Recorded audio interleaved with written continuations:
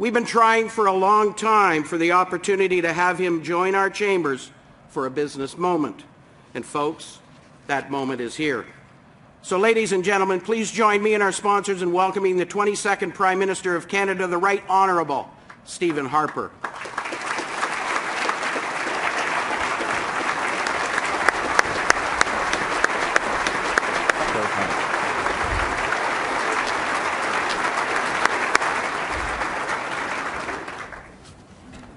So ladies and gentlemen, the format is as titled, A Conversation with the Prime Minister. So Ian and I prepared a series of questions we felt were areas of importance for the region of Waterloo that pertain to some sector issues relevant to Waterloo Region business community, and of course questions that are of interest to every Canadian. Prior to the conversation, however, we are pleased to have the Prime Minister come forward for a brief presentation and set the stage for today's conversation. Mr. Prime Minister, the stage is yours. Thank you very much.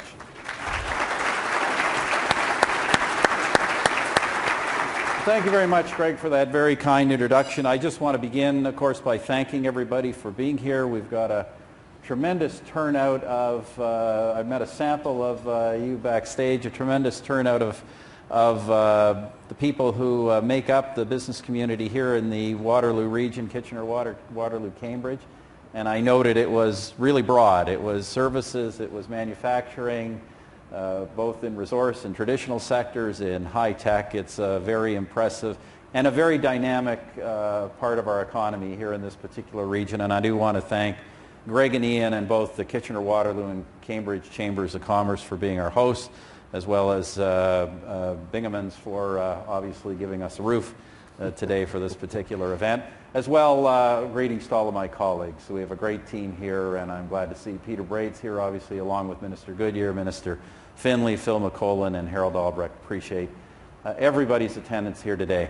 Now, friends, before we get into questions, there's just a couple things I want to do. One is to just give you a brief kind of overview of the performance of the Canadian economy over recent years. Before I do that, we have the media here, and we have some news today that I know they want me to comment on, so just bear with me for a minute. I'm going to comment on the Supreme Court decision on the Senate. Évidemment, la Cour suprême a décidé aujourd'hui que ce sont seulement les provinces qui peuvent faire des réformes significatives au Sénat ou d'abolir le Sénat. Et on sait très bien qu'il n'y a pas de consensus parmi les provinces, il n'y a pas de désir de rouvrir la Constitution canadienne. Alors, le résultat de cette décision est une décision pour le statu quo. Et ce n'est pas la volonté de la population canadienne. La grande majorité veut une réforme ou une abolition. Et avec cette décision, ces options ne sont pas là pour l'avenir, un avenir proche. Et moi, évidemment, je suis déçu avec une telle décision, mais je suis certain que la grande majorité des Canadiens qui n'appuient pas le statu quo vont être déçus avec cette décision. So just very briefly, the Supreme Court today essentially said that for any important Senate reform of any kind, as well as abolition, these are only decisions the provinces can take. We know that there is no consensus among the provinces on reform, no consensus on abolition, and no desire of anyone to reopen the Constitution and have a bunch of constitutional negotiations. So essentially this is a decision for the status quo, a status quo that is supported by virtually no Canadian. So look, I think that given that the Supreme Court has said we're essentially stuck with the status quo for the time being and that significant reform and abolition are off the table, I think it's a decision that I'm disappointed with, but I think it's a decision that the vast majority of Canadians will be very disappointed with, but obviously we will respect that decision. Now on to progress, maybe not progress on the Senate, but we have progress on something more important, which is the economy. So let me talk about that. I brought just a few overheads I want to draw attention to. First of all, just to emphasize that Canada continues among our G7 counterparts to have a strong job creation record. This is the record of the Canadian economy since we came to office in 2006, and you can see that job creation is highest in Canada. Since the end of the recession, 1.1 million net new jobs, increase in employment since the depth of the recession, far and away the best record among the G7. And just time to time you hear stories like, well, but these are all low-paid, poor jobs. That's not true at all. If you look at the 1.1 million jobs created since July 2009, 71% are in high-wage areas, 87% are full-time, and 80% of those jobs are in the private sector, not in the public sector.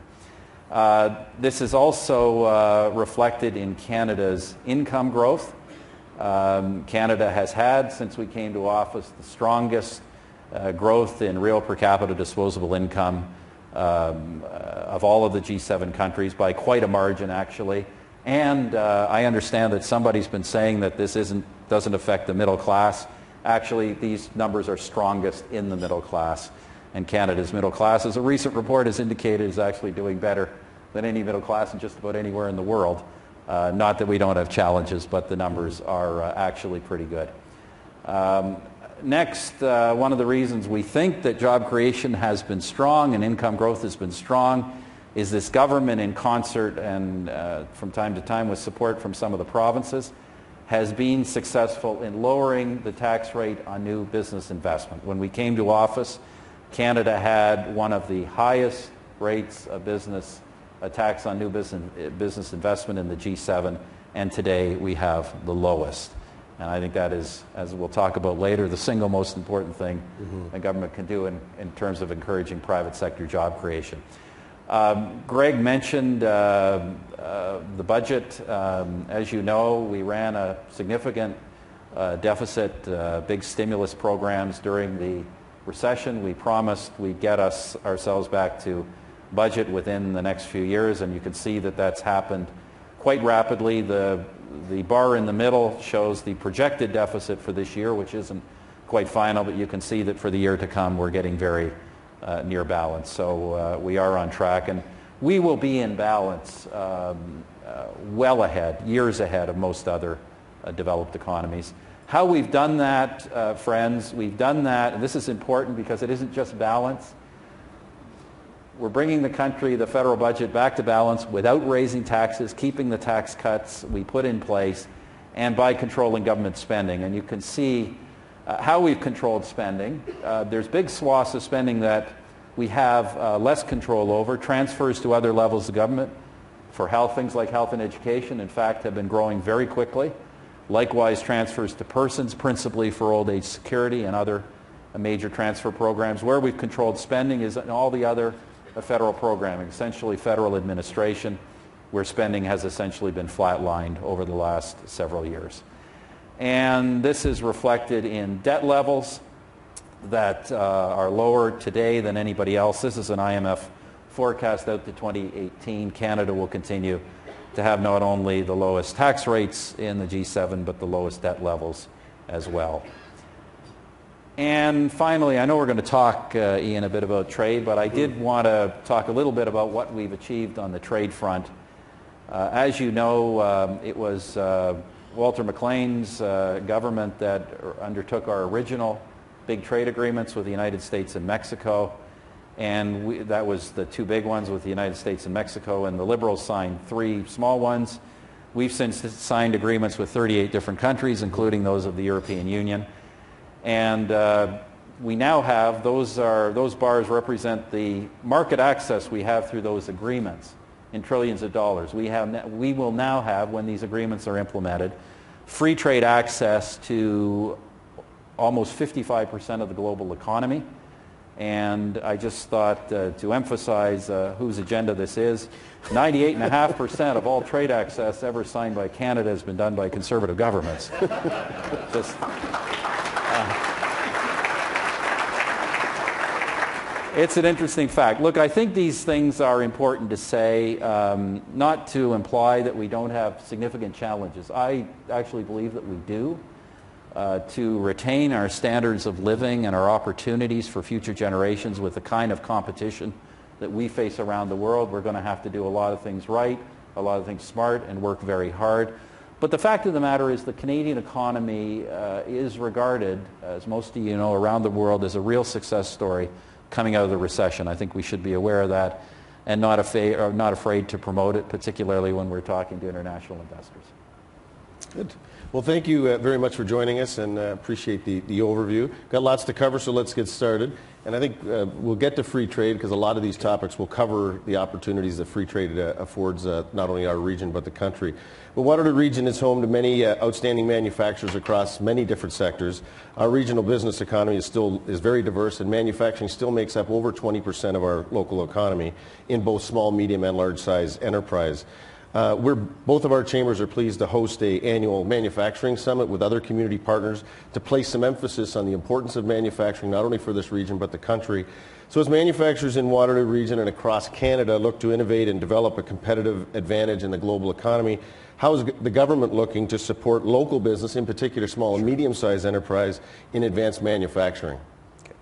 Obviously, there's a range of things we've been trying to do in the manufacturing sector. I don't want to dwell on too long on any of them, but let me just talk about them all. Obviously, as I said, keeping taxes low, particularly at the request of exporters and manufacturers. As you know, we brought in accelerated capital cost write-offs on investments in machinery and equipment. As I think most people here recognize, the manufacturing economy to flourish in the country has to transform.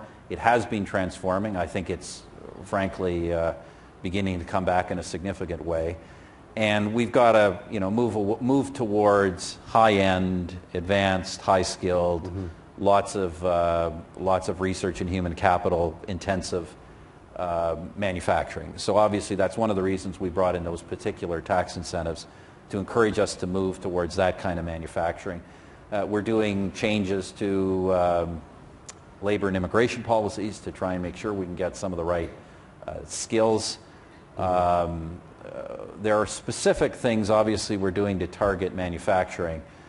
In some areas, and the two big ones are, well, there are really three big ones: automotive, aerospace, and industries related to national defense. We have some very specific government programs to try and encourage anchored investments and to develop core capacities that other suppliers can build off of. But then we have more broad-based programs, obviously SHRED, Advanced Manufacturing Fund, that's being administered through the Federal Economic Development Agency for Southern Ontario, FedDev. I say these are all things we're trying to put in place this is the struggle, trying to put these things in place to help the manufacturing economy transform and compete and make things, but at the same time, while intervening, trying to make sure that it is essentially market forces and demands that are ultimately driving the products. I think we're having some success with that. Look, I certainly noticed today, as I mentioned earlier, that we have here represented manufacturers who, really span the gamut, high-end manufacturing. A lot of manufacturing here that's related to the boom in resource development, particularly in Western Canada. I know there are some of my opponents who argue that somehow resource development inhibits manufacturing. Manufacturers tell you the opposite. Has actually been the biggest single growth area of manufacturing in this country, has been supplying booming resource sectors. So let's say there's a whole range of things that we're trying to do. We're really trying to do everything we can to position manufacturing specifically and the Canadian economy more generally for success in the next decade. Now, you mentioned SHRED, and there's a perception that SHRED is for technology and new technology in terms of the tech sector. But what's the government trying to do to encourage SMEs, particularly in manufacturing, to take advantage of the refreshed or revised SHRED credits? Well, there obviously are people in the federal government who are willing to talk to you. I know it certainly can be done through our minister and MP's offices, talk to people about those opportunities. We have been trying to somewhat simplify this program. Look, I mean, it's not an easy thing. I know that people still complain about the complications, but the fact is, we want to incent research spending and spending that would not occur otherwise. And as I say, there continues to be large-scale take-up in the program, including from small and medium business. But there are, as I say, there are our ministers and our departments are there to assist people who have interest in those particular programs. Great. Now, technology, ICT in particular in this area, is hugely important. It's hard to avoid the explosion of technological advancements we are presented with every day. And Waterloo Region is synonymous with technology innovators.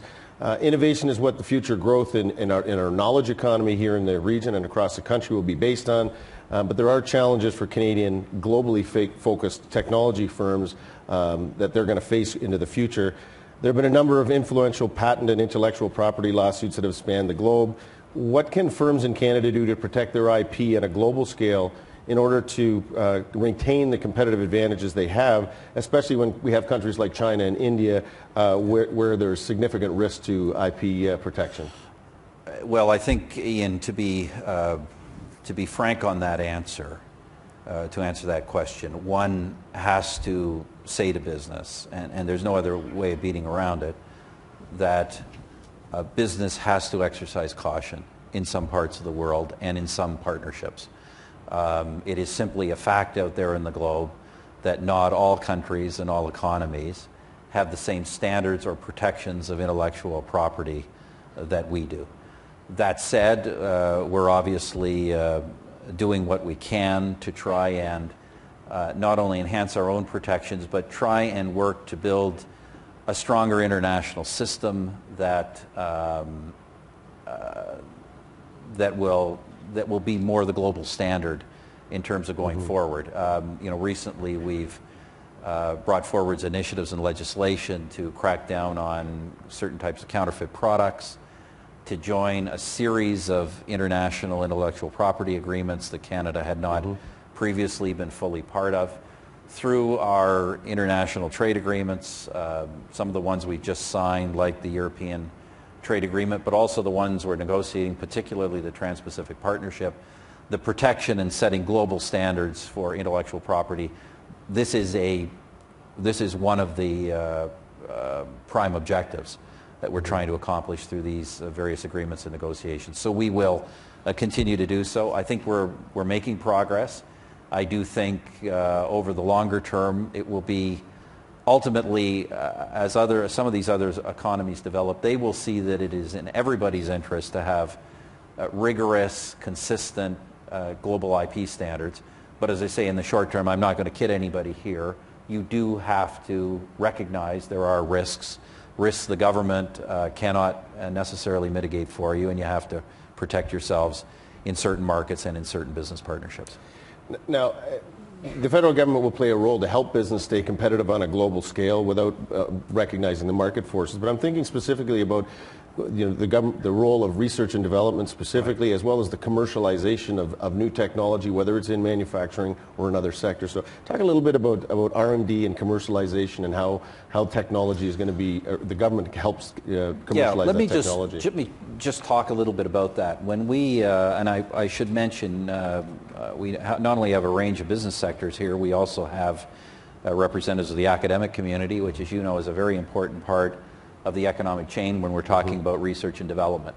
We have, and I think everyone in the academic community would now concede, that our government has made pretty significant and I think innovative new investments in research and development. And really we've had in mind a couple of things as we've made those investments. The first has been to make sure at the academic level that we are funding excellence. We felt when we came to office, we have the granting councils and we have various other programs. We felt there was just way too much of turning the same grant applications over routinely every year. So we brought in more rigorous evaluation standards. The other thing we've done, because we've been trying to address the problem of very high public sector R&D investment and in Canada comparatively low private investment, how is it we can make our own public investments produce more ultimately in the workplace, in the marketplace?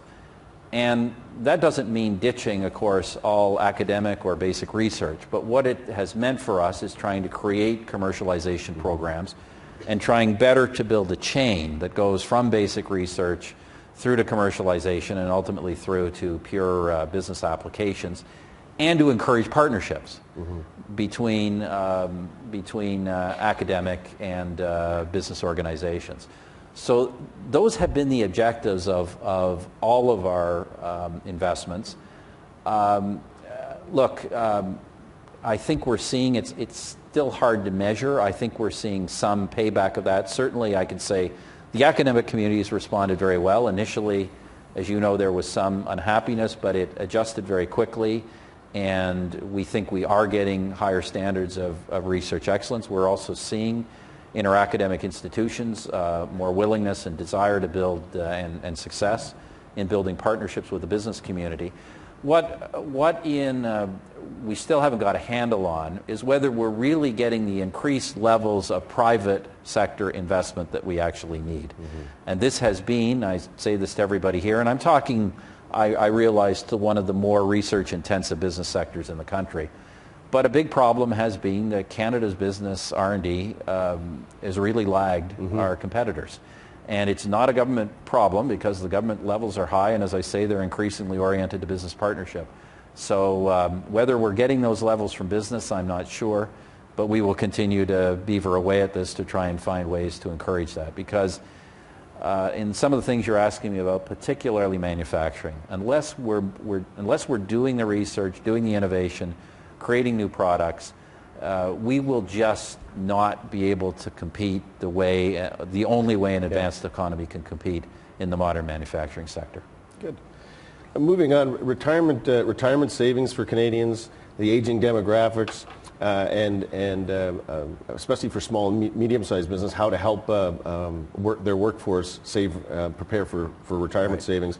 And with that, pooled registered pension plans are the tool that most small and medium-sized organizations like Canadian Chamber of Commerce, our local Chamber of Commerce, the Ontario Chamber, are very supportive of.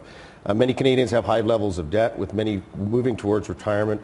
The development of the pooled pension plan system as a tool for especially SMEs or sole proprietors is a positive step.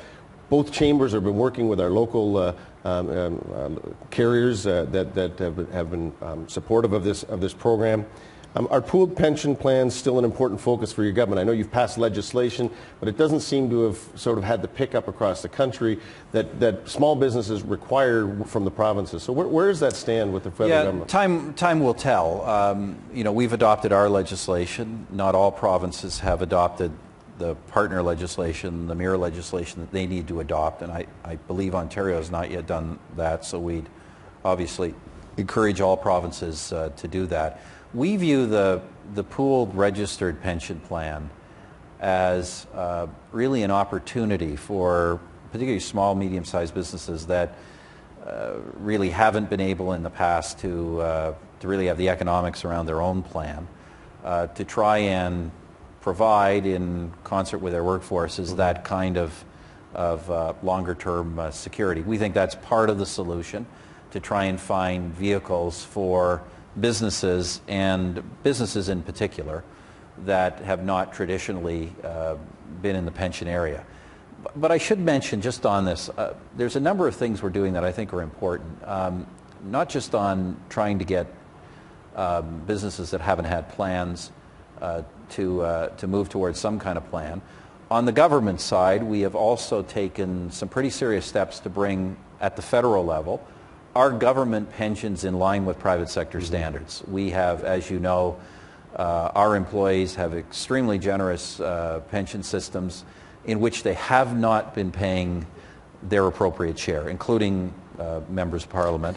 And we have changed that. We have now brought in basically 50-50 contribution, starting with parliamentarians, but for government employees as well.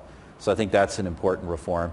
But look, we also, I do want to say this, because there's some call, and we know from some provinces, for us to say, well, none of this is working, so we need to step in and increase the Canada Pension Plan.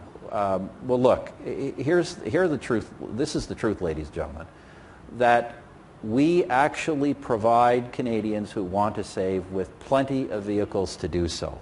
In fact, we make it quite economically advantageous for ordinary Canadians to save. Obviously through registered retirement savings plans, also through the tax-free savings account, which is a different vehicle, and a number of other savings vehicles for more specific purposes. We have the message very clear. If Canadians and Canadian business, if they don't use these vehicles, they are not interested in the government coming in and imposing a tax on them and forcing them into a vehicle they don't want to be in. We already pay very high CPP premiums as both employers and employees, and I have seen no desire on Canadian workers or on the part of Canadian businesses to have additional taxes applied in these areas. Mm-hmm. And so, as I say, we've got plenty of voluntary vehicles that I think cover a range of options. We'll obviously encourage people to take those up. Moving on, the free trade agreements are huge opportunities for business, especially small and medium-sized business in southwestern Ontario. And this is for businesses here that want to do global trade. It provides a huge marketplace and huge opportunity.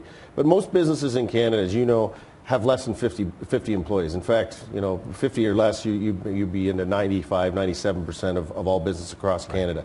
And that's who we serve. So how can SMEs in particular, so that small and medium-sized enterprise who has a small business, how can they benefit from these new trade agreements both in Europe and in Korea? Well, it's a great question. First of all, let me just talk a little bit, big picture, about the agreements, particularly the recent ones, the agreement with the European Union, and now our first deal in the Asia Pacific with South Korea. This essentially means that Canada is one of the very few developed economies in the world that will have virtually tariff-free access to the North American market, the European market, and now also part of the Asia Pacific market. So this is a tremendous opportunity for Canadian business to be a first mover, also a tremendous opportunity for us to encourage investment in this country that will want to access multiple marketplaces. And as I say, particularly as long as we are the only one in this particular position. So there's great advantages here. As you know, in these agreements, tariffs come off. In these recent agreements, something like 98% of tariffs will come off, the vast majority of those immediately upon implementation of the deal. So there's obviously just cost reduction there for virtually every business. I mean, people would be surprised. We're not just talking about agriculture and manufacturing, IP products, everything else. These all have significant tariffs in many cases with places like South Korea and the European Union, and these are all going to vanish and will give, just on a cost side, Canadian suppliers a significant leg up. Now, specifically, your question about how do smaller firms really take advantage of this, because it is true that historically it tends to be the big companies mm-hmm. who are the exporters. Even there, I should mention that Canadian big companies have tended to be the exporters primarily focused on the American marketplace. Mm-hmm. And look, the American marketplace is going to be our anchor for a long time to come.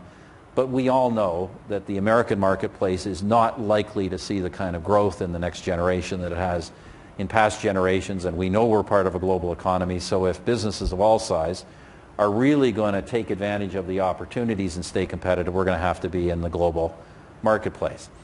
The fortunate answer to that is that the nature of trade, as you know, has changed considerably in the post-Cold War era since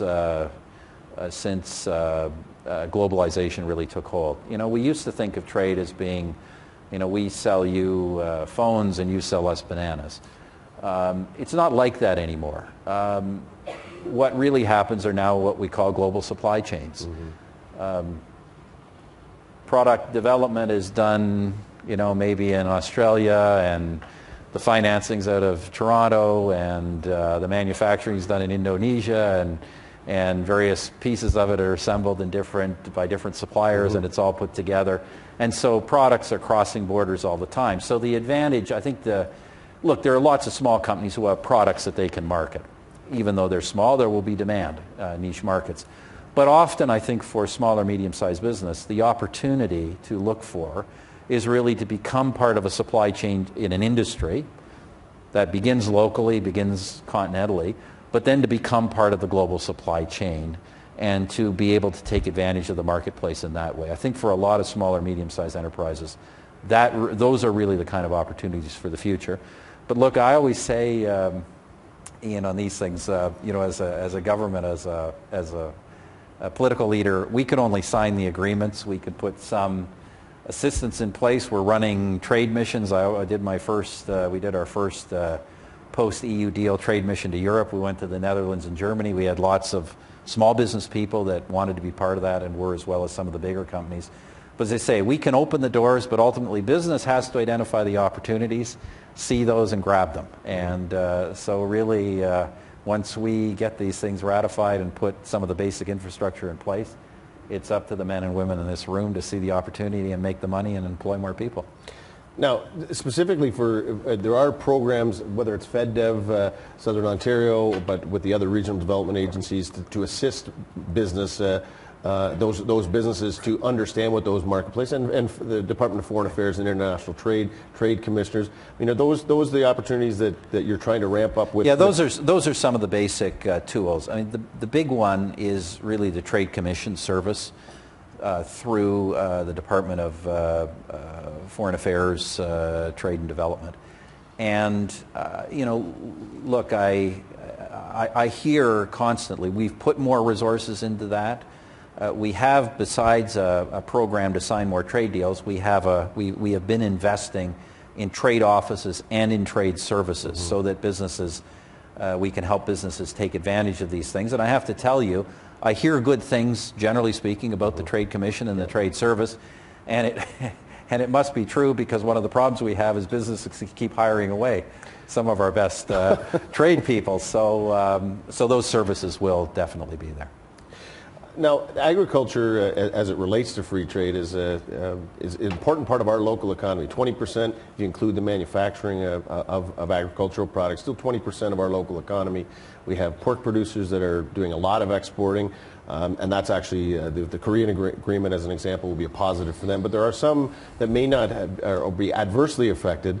How are these agreements affecting different elements within the agricultural sector? Yeah, the vast majority of Canadian agriculture benefits very, very strongly from these agreements, and has been very supportive, both of the European deal as well as the Korean deal, in the meat industry, red meat industries, in the grain pulse industries. These are huge industries that are very supportive, and I say particularly with the European Union deal, they're really going to have a leg up on a lot of the competition from United States and elsewhere. Obviously, the concerns tend to be more in the supply managed sectors that are not export oriented. Fact of the matter is that in most of these trade deals, we've protected access in the supply managed sector. The one exception was some additional cheese access to the European Union. But that is a fairly, relative to the sector as a whole, that's a fairly narrow exception, and we've already indicated to provincial governments that we will compensate producers for loss of market share. But look, I wish as well that some of these sectors, some of these supply managed sectors, would also try and look at trade opportunities as well. We gave the Europeans a little bit more access in cheese, but we got virtually unrestricted access to the dairy sector in the European Union. You know, biggest single dairy market in the entire world.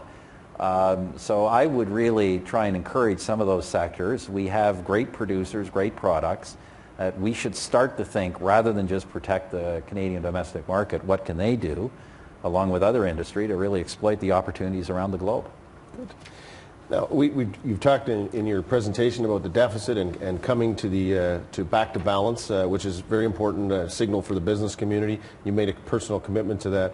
With the elimination of the debt and moving to relatively robust surpluses. What's next? So how should we be investing that surplus? That's overtaxation is another word for surplus. But if we're going to either tax cuts, but what are the other investments that we can make for infrastructure and other things for modern economy? First of all, a couple of things, just to reemphasize what I said earlier.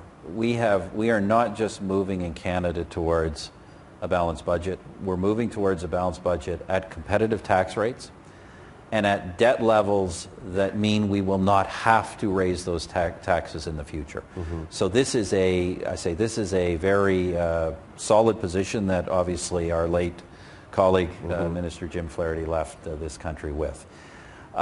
We've made, as you know, we've always taken the view as a government that we are prepared to spend money if even in these kind of post-recession times, if we think that some of these expenditures are ultimately going to be linked to growing government revenues in the longer term. That's why we made some of the investments, even in the last few years that we've been running a deficit, we've made longer-term investments in research and development and in our academic and scientific sectors. It's why last year we announced over the next decade the biggest infrastructure program in Canadian history, the new Building Canada Fund. Follows our original Building Canada Fund, which was then the largest program. This one is almost twice as big. It will be $70 billion of investment in not just our own infrastructure, but obviously provincial, territorial, municipal infrastructure over the next decade. So we're making those kind of investments and trying to focus those investments on things that will grow our economy. But look, I don't think it's any secret, as we said in the last election campaign, once we had balanced our budget and started to look at a sustainable position, our priority really is going to be some additional tax reductions focused particularly on Canadian families and Canadian workers. We've done a significant tax cut for business. There's still some areas we'd like to reduce a bit farther. But we think it's time that Canadian families got some tax breaks as well. So deficit's one thing, the national debt's another. I mean, and I guess be interested in, you've had some in the past, some goals in terms of what the right level of GDP to debt ratio are. Where are you at in terms of the progress on that? Where do you think we need to be as a modern economy moving forward as we go back into surplus? Look, there's no real consensus. As you know, I'm an economist and fiscal policy is my area. There's no real consensus among economists as to what an ideal debt level is. The issue is not the debt level, it's your ability to service it. If you get around 70-80% plus, a lot of that being external, you're probably going to be in trouble. We were getting to that in the mid-1990s, as you recall. Likewise, if you get, I think there's generally a consensus that if you get to 25% or less, the chances of you ever having a problem are pretty low. Our debt burden didn't go up very much during the recession. Because Canada, the advantage we had is because we were running surpluses prior to the recession, and because the debt levels were actually pretty low prior to the recession, we could, unlike many countries, we could go out and run these huge deficits, borrow enormous amounts of money for these stimulus projects without any real risk of undertaking a kind of a deficit debt interest payment spiral. So our debt went up modestly. It's already coming back down. Our targets are the following. We've said them officially. By 2017, we will already be below our debt burden level prior to the recession. So we're only 3 or 4 points above now. We'll be below that level by 2017, and by 2021, on our current fiscal plan, we will be at 25%, which, as I say, is I think generally viewed as a level below which, I mean, it's always nice to pay down more debt, but below which you're not running any significant long-term fiscal risk. So we're about 30% now and coming down. So just quickly, skills development and the knowledge economy and having the workforce be prepared. It's not obviously it's a provincial shared jurisdiction with federal and provincial government.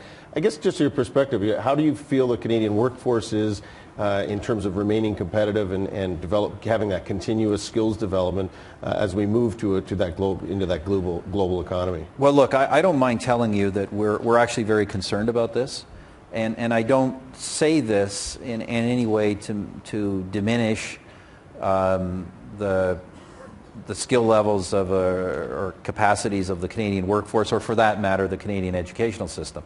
Fact of the matter is that we have one of the best educated and well-educated and quality-educated workforces in the entire world. The problem is, and it is very real, I know there are others out there who try and argue it isn't, but we know for a fact this is not the case. The fact of the matter is that we may have a highly educated and skilled workforce, but increasingly it is not educated and skilled for the jobs that are actually available. either available or that major investors want to create. And we know that there has been increasingly, and this is going to be complicated by the demographic changes, obviously the retirement of the baby boomers. We know that we are increasingly facing systemic over and under supplies, and the undersupplied areas tend to be scientific, engineering, technology, trades, maths. There is just a systemic underproduction from our educational system of workers with those kinds of skills for the jobs we know are going to be out there. So we're doing a couple of things. I think the big thing we're doing on the federal side is we're gradually, and I think effectively, reorienting our immigration system to more effectively focus on economic streams, and particularly economic streams where there is labor force demand. We're bringing in some even more significant reforms at the end of this year on that particular what we're calling, I forget what the latest name is for it, but essentially the program where we will respond directly to economic needs. We respond directly to business demand for particular high-skilled workers. Diane would know the name. I've forgotten the latest name of the program, but that'll be another iteration of that. But look, already when I meet with business people, and particularly those who are in these kinds of areas, they already tell me that it's largely through federal immigration programming that they're able to fill the gaps. So that's what we're doing on our side. What we're also trying to do with the provinces and work with the provinces to encourage our own education system to move more towards labor force demand. That's why we created the Canada Job Grant that we now have deals with the provinces on. And it really will be to encourage private sector participation in education and training of more labor market sensitive skills. Expression of interest is the name of the program, but I think we just changed it to some. Every time I learn it, they change the name to something else. Well, let's move on to infrastructure, and you've touched on this in a number of different ways, whether it's community infrastructure, whether it's investment in mega projects in the energy sector, Keystone Pipeline as an example, the Pacific Gateway. Year in and out, we hear infrastructure locally, in this neck of the woods, from logistics and transportation companies, about the time and money that's wasted at border crossings, as an example, of Buffalo or Detroit. The thickening border, which is, and you can comment on this, due to global security, the threat of terrorism, and those issues post 9/11, it really presents a challenge for business to balance the need for and the understanding for security as it relates to terrorism, but also balancing the productivity that is lost waiting at borders, as an example. So, can you give us an update on things like the Sure. Detroit crossing, but more specific or more generally, the Beyond the Borders initiative with President Obama, and what we're doing to facilitate trade? As you pointed out, 80% of our trade still goes to the U.S., and that's a huge importance to many businesses in this region. Yeah, no, look, this has been, as we know, this has been a significant problem, particularly since 9/11, the thickening of border around security issues. And President Obama and I announced two important initiatives, I think 3-4 years ago now. One was the Beyond the Border, which is really the effort to take the various systems of clearance and certification and security checks to try and lessen those or move them away from congested crossing points.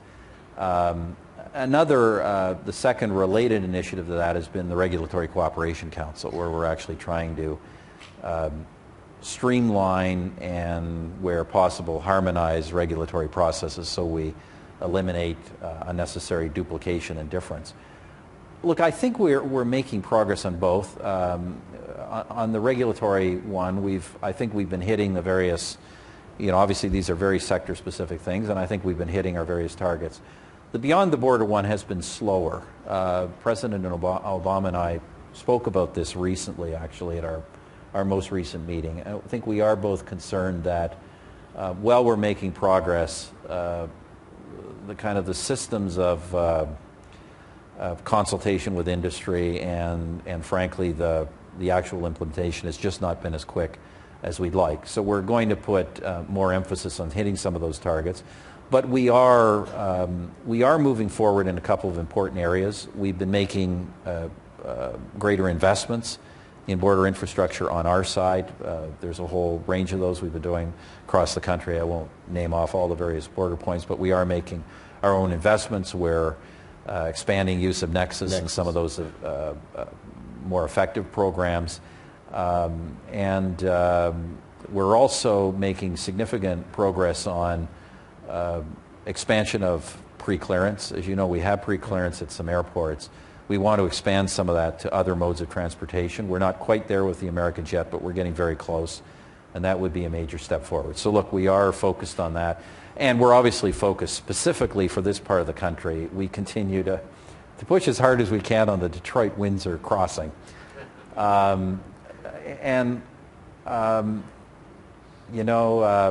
Look at I will say this, President Obama has been very supportive of this, but this Detroit-Windsor crossing is really a lesson in the complications of the American political system. As you know, we have a particular interest in Michigan that is resistant to the expansion of the crossing, of the provision of a new crossing. And with all the various houses at both the federal and state level and committees, there's all kinds of opportunity to try and block progress. But look, we have made significant progress. The Government of Canada is really driving this, and we are working with the Obama administration to keep driving this forward as quickly as possible. And look, the good news is that the American population, particularly in Michigan, is overwhelmingly supportive of doing this. This is the biggest, as I've emphasized to President Obama and President Bush before him. Most people don't realize this is the single biggest trade corridor in the world, in the entire world. And right now, it is largely in the hands of a private operator. A private operator has a good service, has a right to run a business, but we obviously want to make sure that as major global economies, that we're able to provide the kind of border crossing that can serve more than just the interests of one operator. Now, I think we're about out of time. I just wanted one follow-up, and it sort of ties together infrastructure and security and international trade. Infrastructure, I just got to mention, we funding, I announced it a couple of years back, the LRT and the rapid bus, and I gather the regional chair, Mr. Sealing, tells me it's moving forward, so that's one particular big project in this region. But things like the Ukraine, where those types of issues will come up, and we're a global trading nation. How do we deal with those types of issues when you're trading across the globe? No, look. Let me address that, and this is very important. I've said this. I said something like this to a business group in Europe I recently met, and I think it's important for everybody here to understand this. This situation in Ukraine has come up, obviously, which, look, I think is more than Mr. Putin just seizing or threatening to seize some territory that is not his. This is a very significant development. This is really for the first time since the 1930s, since the events that led to the Second World War, where you have a major power now articulating that it has a right for ethnic reasons, essentially, but other reasons, to essentially seize and control and take over territory adjacent to it. This is an enormous long-term threat to global peace and security.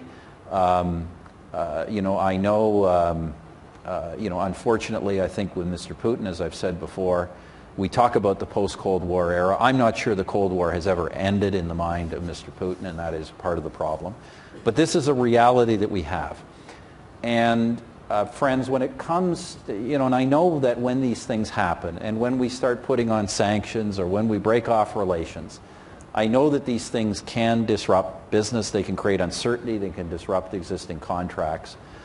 But look, the Government of Canada does these things because we believe that our prosperity and our security in the long term depends on a world that is safe and peaceful and free and democratic. And we do not take these steps lightly. But we do what we can with our allies to preserve, to try and preserve, as I say, a free, democratic, peaceful world where commerce can happen. And if we're acting in a way that in the short term is contrary to certain particular interests, it is because there are bigger interests at stake. And we simply have to protect these interests. And so what I say to the business community, we will always work with you, but understand the following. Within the confines of Canadian foreign policy, we will work with you to do what we can to promote your business interests and promote Canadian economic interests. But we will not change Canadian foreign policy or Canadian values to suit commercial interests. And I think that is our responsibility as a government. As I say, I think we're exercising it responsibly, but it's always a trade-off.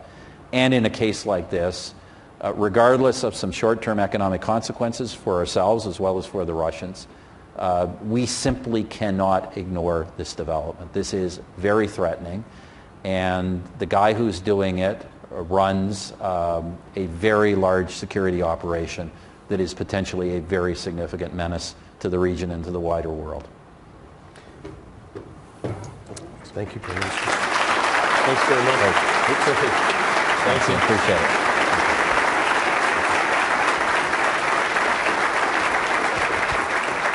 You have to be careful when we let Ian McLean up here, because I've tried a couple of times to get up the stairs. But Mr. Prime Minister, on behalf of everyone here, our sponsors, and of course both the Greater KW and Cambridge Chamber of Commerce, and our members, thank you for visiting with us today. We also want to thank you for your commitment to service to the people of Canada. Your steady hand on the wheel has positioned Canada to continue to be global leaders in so many ways. It's clearly demonstrated through your members of Parliament here in the region of Waterloo, MP Braid, MP Albrecht, MP Woodworth, and Minister Goodyear, how committed you and your team is to economic prosperity and Canada's success in a global economy. So, Mr. Prime Minister, you're always welcome in the Waterloo region, and thank you for visiting with us today. Thank you.